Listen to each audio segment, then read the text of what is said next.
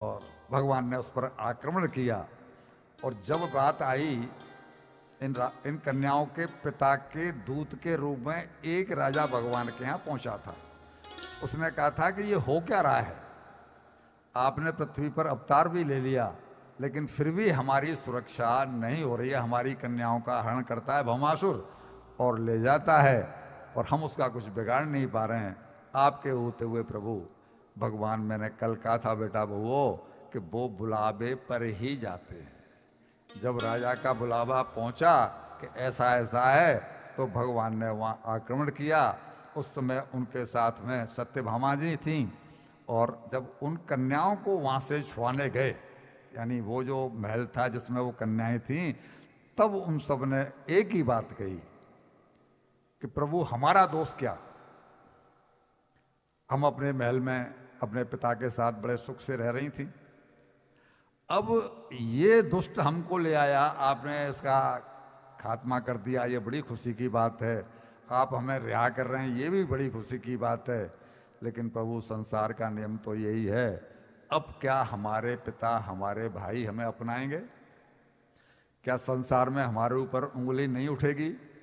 आप अंतर्यामी हैं, आप जानते हैं कि हम गंगा जल की तरह पवित्र हैं, संसारी लोग तो नहीं जानते, वो तो उंगली उठाए बिन मानेंगे नहीं, तो प्रभु हमारा क्या होगा? भगवान ने पूछा क्या चाहती हो? बोला हमें आप अपना लो। वो सब लीलाई थी, वो तो उनकी हैं ही, वो तो उनकी होनी थी, लेकिन मैंने जैसे कहा कि भगवान बिना बुलावे के बिना प्रार्थना के कभी कोई काम अपनी तरफ से नहीं करते। जब उन्होंने कहा तो भगवान के लिए क्या मुश्किल है। और एक विमान के द्वारा उन सबको द्वारका पहुंचाया गया। उनके लिए विश्वकर्मा जी द्वारा 16,108 अलग अलग महल बनवाए गए द्वारका में। 16,000, वो तो 8 तो पहले ही बन गए थे, 16,100 अलग महल बनवाए और भगवान इनके साथ 16,108 रूपों में अलग अलग ही रहे हैं। किसी भी पत्नी को ऐसा नहीं रहा कि भगवान मेरे साथ नहीं। और ये बात नारद जी एक बार वहां गए हैं, वो लीला आपने अगर कभी सुनी हो तो वो सब मालूम पड़ता है कि हाँ भगवान ने इतने रूप, वो समर्थ हैं, वो कुछ भी कर सकते हैं।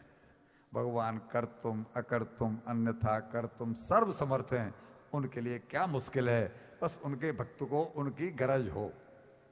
और जिनको उनकी गरज नहीं है तो वो कहता भाई तुझे मेरी गरज नहीं तो मुझे तेरी गरज नहीं, तू अपने घर खुश, मैं अपने घर खुश।